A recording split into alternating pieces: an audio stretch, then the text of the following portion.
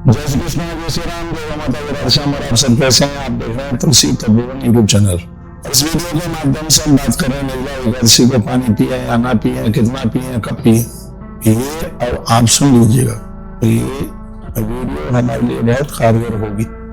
तो सबसे पहले तो मैं आपको बोले देता हूँ, पानी आप जब पिए तब पिए, वो भी मैं आपको भी टाइम बता रहा हूँ। लेकिन उससे पहले मैं कहूँगा, गौ माता के शरीर का जितना वजन होता है उतना जल का आप दान कीजिए, जरूरतमंद लोगों को पिलाइए, पेड़ों में डालिए, और भी जहाँ जिसको जरूरत है उनके लिए ये पानी खर्च कीजिए।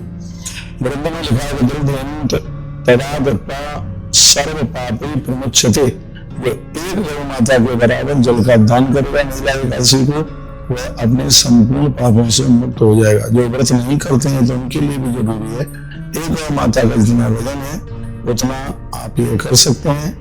गाय का वजन छोटी बछिया से लेकर के बड़ी तो 135 से लेकर के 135 किलो से लेकर के 450 किलो तक वजन जाता है। आपकी जितनी ऐसी व्यवस्था बनती है उतना आप जरूर कीजिएगा। ततस्काम शाम कुंती है सोवास वर्चन मरे, यह व्रत है जो निर्जला एकादशी का। हे धर्मराज युधिष्ठिर, कहा गया है कि इस व्रत के करने से व्यक्ति के सभी पाप जल करके समाप्त हो जाते हैं। यह व्रत अपने आप में इतना बड़ा महिमा युक्त है। इस व्रत की इतनी महिमा है, पिछली वीडियो में हमने बोल भी दिया है कि भीम की वजह से इसका नाम भीमसेनी एकादशी। इस व्रत को करने वाले लोगों को 26 एकादशी करने का फल प्राप्त होता है। सबसे कठिन काम है इसमें पानी का, और चीजों को तो छोड़िए, इसमें जहां तक जल भी नहीं लिया जाता तो क्या जल ले सकते हैं, क्या फल आप ले सकते हैं? यदि इसमें आप जल लेंगे, फलियार करेंगे तो एक एकादशी का फल आपको मिलेगा। सूर्य उदय से पहले और सूर्य अस्त के 1 घंटा 24 मिनट बाद में कहूंगा, सूर्य निकलने के 1 घंटा 24 मिनट पहले पानी ले लीजिए, और सूर्य अस्त के 1 घंटा 24 मिनट के बाद में आप जल लीजिएगा। तो ऐसा करने से आपको द्वादश यानी 12 एकादशी करने का आपको फल प्राप्त होता है। और उसके तत्पश्चात यदि आपका दूसरे दिन यानी 24 घंटे तक आपका ये नियम बन गया है, द्वादशी समाप्त हो गए, उससे पहले व्रत खोलना पड़ता है। उसी को तो पारण कहते हैं। आप समझ रहे हैं कि पारण क्या है, सबको पता ही नहीं है। द्वादशी समाप्त की स्थिति में है, द्वादशी समाप्त न हो पा रहे, उससे पहले ये व्रत खोला जाए। द्वादशी के होते व्रत खोला जाता है, इसलिए इसको पारण का नाम दिया गया। तो भगवान की कृपा से सूर्य निकलने के बाद तक द्वादशी है।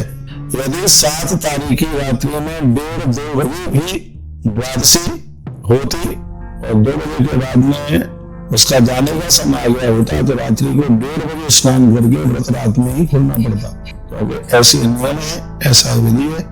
तो भगवान की कृपा से तो सूर्य निकलने के बाद तक द्वादशी तिथि है, इसलिए और 7 तारीख की एकादशी की महिमा बढ़ गई है। वो तो मैं पारण के टाइम से आपको बताऊंगा कितने बजे से कितने बजे तक। यदि आपसे हो सके तो दूसरे दिन पारण के समय पर सूर्य भगवान को निकलने के तत्पश्चात में और आप अपना व्रत खोलें। आप इसमें सबसे पहले तो जब आप व्रत खोलते हैं, ये नहीं कि पूरा लोटा चढ़ा करके आप पानी पी जाए। पहले आप अपने हाथ में, सुनिए, आपकी अंजलि में जितना पानी आ जाता है, ये अंजलि है, ये दोनों मुद्रा कहते हैं इसको, इसमें जितना भी जल आ जाए पहले 3 बार आचमन करना है आपको। 3 बार आचमन करके फिर आपको हाथ धोने, और बहुत ध्यान से सुन लीजिएगा, ये व्रत खोलने से पहले, जल पीने से पहले कन्याओं को जल पिलाया जाता है। वैसे तो ये कहा जाता है कि 26 बेटियों को पानी पिलाइए, उसके बाद में आप जल पीजिए। ये वर्णन है 26 कन्याओं को, क्योंकि अधिक मास के सहित ये 26 एकादशियां हैं। परमात्मा हर व्यक्ति को 24 प्रकार की शक्ति देता है। इस एकादशी में वो 24 शक्तियां विद्यमान है। इसमें कन्याओं को, ब्राह्मणों को, बुजुर्गों को, माता पिता को, पूज्य लोगों को जल पिलाने की बड़ी महिमा है। उसको पानी पिलाने के तत्पश्चात जो मेरी श्रद्धा में आपको बता रहा हूँ, 1 लोटा पानी आप बेलपत्र में डालिए, तुलसी माई में डालिए, आंवले के वृक्ष में डालिए, जरूरतमंद को पिलाइए, और उसके तत्पश्चात में फिर धीमे धीमे घूट करके आप जल पीजिए। ऐसा भी ग्रंथ वगैरह में इसको थोड़ा सा मीठा करके उसमें थोड़ा हल्का शरबत टाइप का बना करके फिर इस जल को आप पीजिएगा। ऐसे आप अपना व्रत खोलिए। एकादशी का व्रत बहुत अद्भुत है। ज्येष्ठ मासे से पक्षी प्रापशंति परमं ब्रह्मदेशी सदाव्रति। आ गया है कि यदि किसी से इतने बड़े पाप हो गए, ब्रह्म हत्या, शराब पीना, खेत खलिहान में आग लग गई है, गुरुजनों के साथ दोष हुआ, ये जघन्य अपराध है। लेकिन सर्व पाप विनाश है श्रद्धा होता है। आपने यदि श्रद्धा से यह व्रत कर लिया है तो यह हमारे आपके संपूर्ण पापों को जला करके राख कर देता है। भुंजित कलकत्तस्य ब्राह्मण संहिता वसी। यदि भुंजिता नहीं भूख लगी है, अपने खुद के भोजन करने से पहले आपने पहले ब्राह्मण को भोजन कराया है, तो ऐसा एकादशी करने वाला स्त्री पुरुष कोई भी है, पूरी दुनिया को वो अपने बस में कर लेते हैं। ये व्रत तभी पूरा होता है जो इसमें ब्राह्मण को भोजन कराया जाता है। तो मैंने इस वीडियो में आपसे कुछ जल की बात कही है। हो सके तो आप 24 घंटा जल छोड़ के व्रत करें, नहीं तो 12 घंटा। सीधी सी बात है, हर घंटे पर पानी छोड़ना एक एकादशी का पुण्य आपकी झोली में। 15 घंटा पानी नहीं पीते तो 15 एकादशी, 20 घंटा जल नहीं पीते हैं तो 20 एकादशी, और 24 घंटा जल आप नहीं पीते हैं तो 26 एकादशी व्रत करने का फल आपको यह तत्काल प्राप्त हो जाता है। तथा प्रभात श्याम स्नान आचरित, क्या एक बात कही गई है, भोर में जल्दी स्नान करने के तत्पश्चात धुले हुए वस्त्र पहनकर भगवान को वंदन पूजन करें।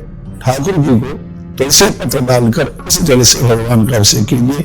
द्रव्य शुद्धि कलु नास्ति संस्कार समाप्ति बचा है। इस कलयुग में द्रव्य शुद्ध नहीं है, क्योंकि लोगों के पास संस्कार नहीं रहे।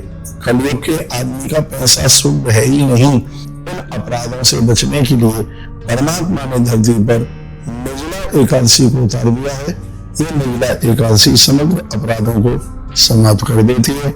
सर्वं तदस्मतां याति एकादशां प्रवर्ता न सक्रियन्ति यदातं दिव्येनादपा। स्वयं देवराज इंद्र अपने मुंह से इस एकादशी की महिमा का वर्णन करें तो वो भी नहीं कर सकते। इसलिए हम आपको निवेदन करना चाहेंगे कि आप इस प्रकार से जल का प्रयोग करें। एकादशां दिनम भक्ति पावन गुणित से काव्यादेव एकादशी के दिन अन्न खाता है, समग्र बहुत अपराधों को ग्रहण कर रहा है। यदि शरीर में क्षमता है तो उसे एकादशी व्रत जरूर करना चाहिए। बस इतने ही लोग एकादशी अपराध से बच सकते हैं। कौन कौन? गर्भिणी नारी, रोगी, बच्चे और वृद्ध लोग, ये 4 लोग हैं। यदि ये व्रत नहीं करते तो इनको अपराध नहीं लगता, और तो सबको अपराध लगता है अन्न खाने से एकादशी के दिन। बच्चे, गर्भिणी नारी, बूढ़े और जो रोगी है, ये 4 लोग हैं। सिराने ये 4 लोग हैं एकादशी के दिन जिन्हें अन्न खाने पर अपराध नहीं लगता।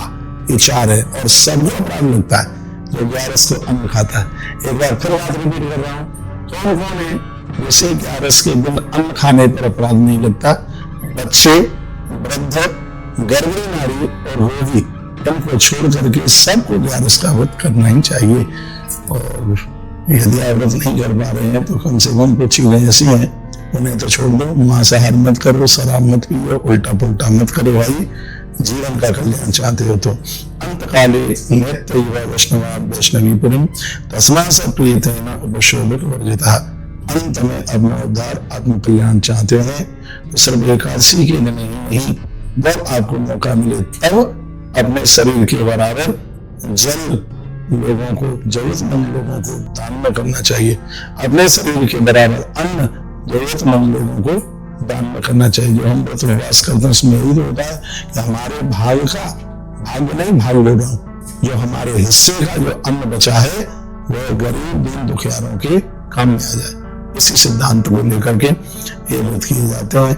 गुरु सर्वप्रीत सर्वपाप प्रशांत है। नियम के साथ व्रत कर लिए जाए तो व्रत हमारे ताप और ताप संताप को समाप्त कर देता है। एक बार मैं फिर निवेदन करना चाहूंगा, आप यूट्यूब चैनल के माध्यम से सुन रहे हैं, जल कब पिए, कितना पिए, कब पिए, ये सब बातों का हमने आपको निवेदन किया, जिसमें जल देने तथा सर्वपापी प्रमुच्छते, एक गैया के बराबर जल का दान करें, उसकी भी महिमा आपको बताई। 7 तारीख को ये निर्जला एकादशी लोगों ने 6 को भी किए।